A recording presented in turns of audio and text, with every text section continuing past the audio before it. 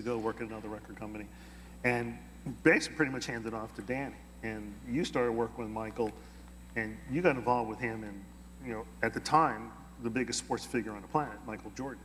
Right? Yeah. And I was gone by then. Yeah. Yes, So- yeah. And yeah, these guys left me behind. And I think we've all seen it. There's people there at the record company that sign the artist, and there's excitement, and they get the rest of the company going, and the artist explodes and happens, and along the way, people leave. And sometimes the artist doesn't have anybody there anymore, Very And- important to have that champion. Yes. And, Very that to have your people there. Now, Frank wasn't at the record company. He had left. He was in the management, but it was almost like you had still there. You had both sides. You had Frank as the head of promotion. You had Frank as the Right. manager too, and it all changed. And There was even a period where they were going to drop the Jacksons. That's right. yeah. Well, I mean, actually, after back the in the signing, 70s, and they had a right? few Right. albums that didn't explode, much the same way with Springsteen before Born to Run. But you Right. championed Springsteen yeah. for years. Yeah. They would have gotten rid of Springsteen way before if you wouldn't have been there. Pardon? If you wouldn't have been there, they would have dropped Springsteen years ago. Yeah, that's true. That's true. Well, Go the ahead, the so what jam happened with thing. We got into that was the Dangerous album. We got in. That was probably third or fourth video. I did about 15 videos with Michael, and with the jam video. That's why you don't have any hair. That's right. And there were a lot of middle of the night calls. Believe me. And how are we going to chart that single? But anyway, with this interesting situation, if you've ever seen the jam video, it is a simple idea that I came up with because jam was, it's a basketball expression. Michael Jordan was the biggest athlete on the planet. Michael Jackson is the biggest star on the planet, and they're both MJ, And I got to thinking, wow, what if we got those guys together, and what if Michael Jackson taught Michael Jordan how to dance, and Michael Jordan taught Michael Jackson how to play basketball? I dropped this idea on senior management, and they almost killed me. They said, you're going to embarrass him. He's going to look bad. He can't stand up to Michael Jordan. And I think, as we all know, Michael Jackson was an athlete. I mean, he was playing basketball he was when we signed him. frail, The whole family yeah. played. I mean, he was thin. He was very, but he's a dancer. That kid worked from the time he was little to on moves. Every move was studied. Every hand move. One of the other things that I was trying to carry forward with Michael was something that Larry and Frank had really worked hard on, and that was to try to give Michael some street sensibility, some connection to the audience, where maybe he was a bit removed sometimes, and they were doing things. If you see any of the videos that Frank was involved in, they gave you an edge. There was attitude to them, and I think Michael loved that. And Credibility. so that's what we were trying to do, and everybody thought it would be an embarrassment. And the interesting thing with that was, the other thing was, is that I had thought he was starting to get so slick, and the directors were starting to put all their own ideas into his videos, and they were getting glossy. And I sent Sandy Gallen, who is now the new manager, I sent him a video clip by a company called H-Gun from Chicago. They had never done a video over $5,000. Never. I mean, they made it in their garage, and this is before you could do it on your Mac or any of that. But they had this, great street sensibility. And I sent it out there, and Sandy called me and said, "What is this?" And I said, "That's the attitude I want to capture with this." And we went and got David Kellogg, who was a phenomenal commercial director who could ape just about anything. And he did a phenomenal job. And Michael, the two of them, had a ball doing it, And it turned out to be a great video. The song wasn't maybe as electric for radio and everything the way a lot of the other hits were. But the other big thing that we did was Earth Song. We did on It's a great song. 5 continents. The thing that happened after Frank left, and I think one of the things that he makes light of how things happened, how decisions were made, but there was a direction going on, and I think later management really took the position of being reactive to whatever Michael wanted. Yes. And that wasn't necessarily a good thing for Michael. And what would happen was all the production companies would come in, and they're just trying to jack up the price on everything. Oh, hey, they spent $1 million. Let's see if they'll spend $3 million. Let's see if they'll spend $5 million. And there were tens of millions of dollars spent on the video clips. And trying to rein these people in when you had nobody on the other side who really took an active role in trying to stop the spending. I think it's critically important, as this certainly points out, that an artist has someone who believes from the heart in him, and that's what Frank had with Michael. That none of the success of this was strictly a meal ticket, I think, for people who came after that, Well, And it wasn't, right. the heart, it wasn't from the heart, and it wasn't, there are things you believe in, as we've all over the years, we've believed in people that no one believed in. Right. And you finally, after 5 years, you're vindicated if a Boz Scaggs happens after you've been believing in him for 5 years, and the company believed in him. We tried to get him played and all that. But that kind of passion, that kind of relationship with an artist is just great for creating a superstar. One of the greatest things that I was ever involved with him on has never been seen, and that is Michael was involved in dozens upon dozens of charities, and gave millions and millions of dollars to charity, and it was suggested to him to maybe capture more of this to let people know about his charitable endeavors. And so he did these Make-A-Wish days in which, families would come to the ranch, busloads of, the parents and the aunts and uncles and the grandparents and the kids. And I took a film crew to the ranch in November of 1992. And we shot a day with 13 kids from Make-A-Wish and about 100 members of their family. And we shot the whole day. It was phenomenal. I probably cried 8 or 10 times that day because these kids were terminally ill. And what was remarkable to me about Michael and his heart and who he was is that he wasn't, we had the snakes out on the lawn that was on the rides, all the pinball machines, a big Forget barbecue, those but Michael spent as much time with the parents and the grandparents and asking them how they were doing and how they were getting through this. And if you saw him in that situation, and I hope that one day that footage comes out because it will tell a story about him that is something that we all saw. We do the voice things and all that, but it's done out of love because, you could do that to him and he would laugh and, Can I add something? Yes, yeah. When I managed Michael, he did do a lot of charitable things. And 2 situations happened. One is I got a call, and I was at the house or somewhere, and he said, "Come on over right away." He said, "I have a friend here I want you to meet." And I went over, and I went into the game room, and I was like actually taken back. And it was that kid, Dave. His father had set him on fire. Oh, yes. And, he had no fingers. And he became Michael's friend. He had little plugs sticking out. And he's grown up, and he makes videos. And he learned that from Michael. Michael trained him how to shoot videos. That was one time. The other time was the Ryan White. Ryan White, he was very He sent me out to buy him a Mustang convertible when he turned 16.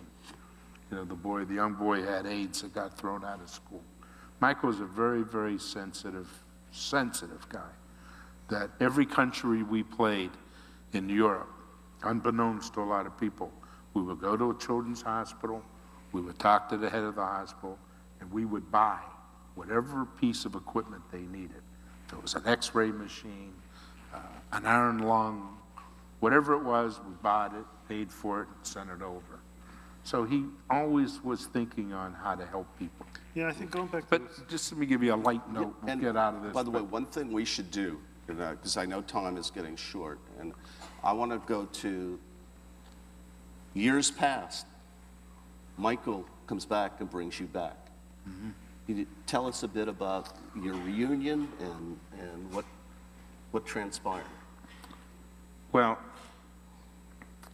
what happened is that we had kept in contact, and during the last trial, I went out and I sat 3.5 months behind him every day in court to support him. And he remarked the first day I came there to Tom Mesereau, he said, "I've had 9 managers since Frank. He's the only guy that showed up or ever called." So, you know, that rekindled our relationship. And when the day he came back 3 days from after Bahrain to Vegas, and he was on the phone with me. We were talking about movies and producing. Then we just kept the relationship. And then one day it was March 20th or something, 22nd, he called me up and he said, "You know, I'm going to do this tour." I said, "Yeah, I saw it on TV." I said, "I think that's really great." He said, "I need you to come back. Will you come back?" And I said, "Yeah, what seems to be the problem?" He said, "You know, I have a guy that's a spokesman. He's a very good business guy, but he doesn't know how to set up a tour. They got all my dates screwed up. You know, they got me working 4 days in a row. Michael only works 3 days a week. You're not getting that 4th or 5th day out of him, you know." Well, what he Because puts out he on the loses, stage, yeah. he loses 8 pounds after every show. When I'd have him in a van and we'd be driving back, we'd be taking his clothes off. You couldn't even lift the clothes. That's how heavy they were. So I came back and I said, "Oh, well, you know, this is great." I flew out to LA. And then I got involved and man, what a disaster. We had no lawyer, no accountant, nobody was paying bills. It was mass confusion, you know, and trying to get the dates right and work with them. And then finally I hired Joel Katz as his lawyer and brought in an accountant and got things moving. And then, you know, everything was going great. I showed him how to get out of debt. He accepted it. I told him we would be on the road for a minimum of 2 years. If he wanted to make enough money to pay everybody back at Sony and, you know, build something for his children.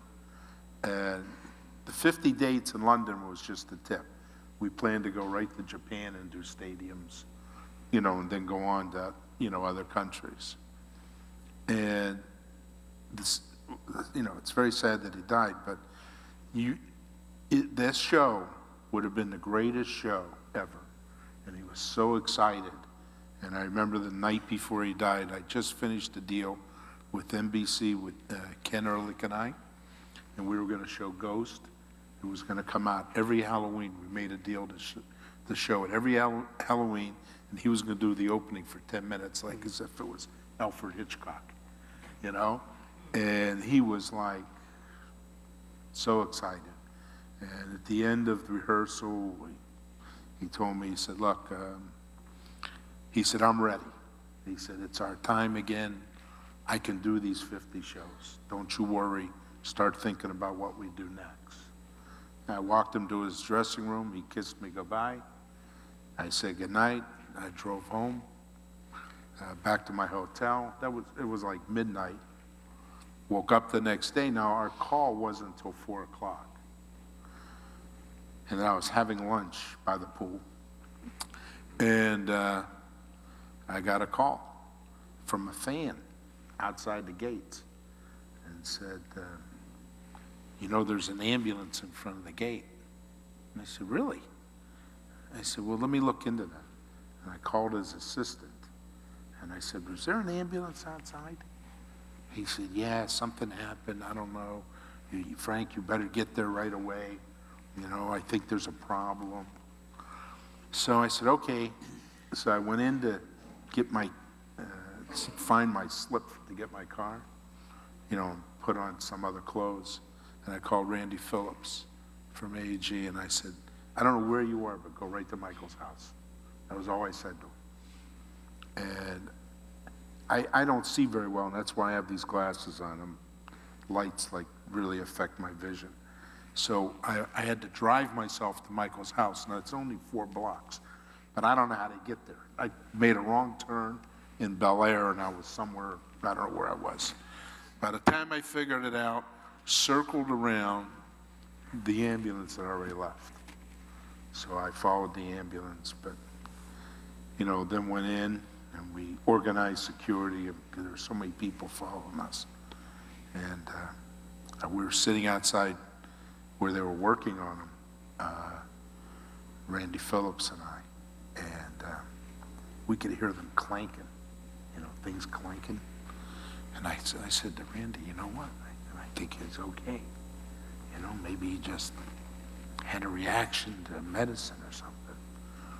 And the nurse came out, and I stood up, and Randy stood up, and I said, is he okay? And she said, well, who are you? I said, well, I'm his manager. She went, he's gone. I almost fainted. Randy's not much bigger than I am in height and a lot lighter, and he caught me. And then the mother called, and I had her come down. I didn't tell her yet. And it was like mass confusion. Then I got a wheelchair for the mother to meet her. I had a cardiologist and a psychologist with me before I told her. And then I had to tell the children. And that was probably the roughest moments ever. Because they're emotional kids who were never without their father, never. And it was a very, very sad day. But, you know, it's just one of those things. I still don't understand it. You know, I didn't know what he did because I never went upstairs. You know, everything I did in his house, we did in the den. And I never saw if he had it. And I asked him one time early on, you know, anything going on, need any help? And he denied everything. Yeah. Well, he was always, think he was that always part- up at night, so who would... Yeah, but I think he started that just maybe a few weeks before we were going away. I think that's when he started doing that.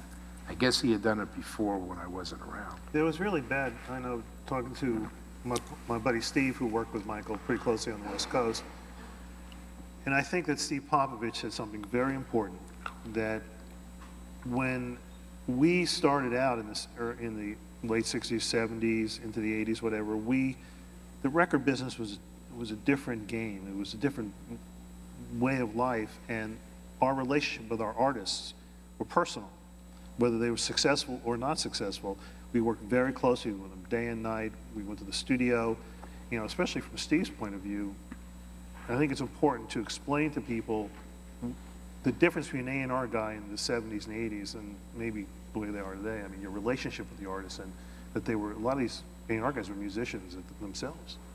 Well, I think in promotion and in A&R back then, we were dealing with, in promotion, we had like a roster of 100 different types of artists going at one time. I mean, we were releasing maybe 20 to 30 albums a month, you know? And when you were the head of promotion at Columbia, yeah, each label, and we had the main labels were Columbia and Epic, and then we had subsidiary labels, Philly International, Stax, you know, Entrance, Chips Moment had a label, but we had different promotion men. We had an office here in Nashville, obviously, with the great Billy Sherrill, you know, the all-time great country producer, songwriter, running that, you know, with Gene Ferguson was the promotion guy there. And we worked with him, and then Joe Casey, and we had regional people for the country division. We had an R&B, a black division, finally in the 70s, which ties into this whole Jackson signing the Philly International to Stax. We were building a black roster for the first time.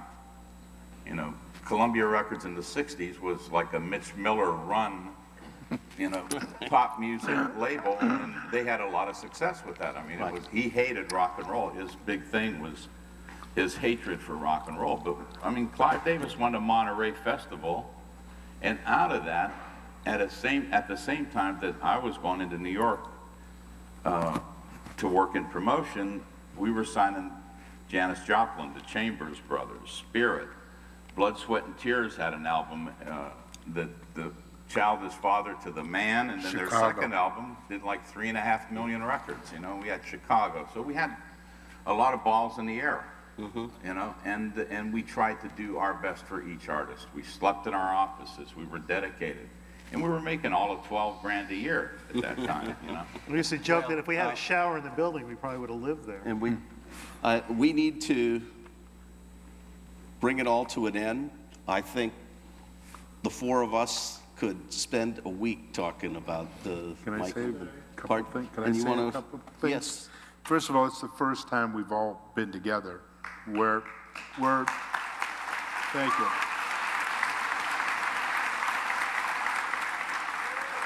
Where we weren't having breakfast, okay? And I just want to say that when I first worked at CBS, I was a salesman. And I went to my first convention in Los Angeles. And I just knew Steve slightly. And I watched him walk into a convention, into like one of the party rooms and every single person knew who he was and came up and hugged him. And I thought, wow, if I could just be a little bit like that guy, I think I could be successful. And Steve taught me a lot, and I thank you for it. You've always been a friend and a mentor. Yep. Dan Beck, I met when I worked at Monument down here. And when he was doing the publicity, he'd come to my house on Sundays. I'd make Italian food. And he'd come with Mary Ann McCready, Willie out here in the audience. They'd have on these Think Inc. shirts, which I didn't understand. And that's how we became friends. And Stessel, I want to say this about Stessel, and I don't want to embarrass him.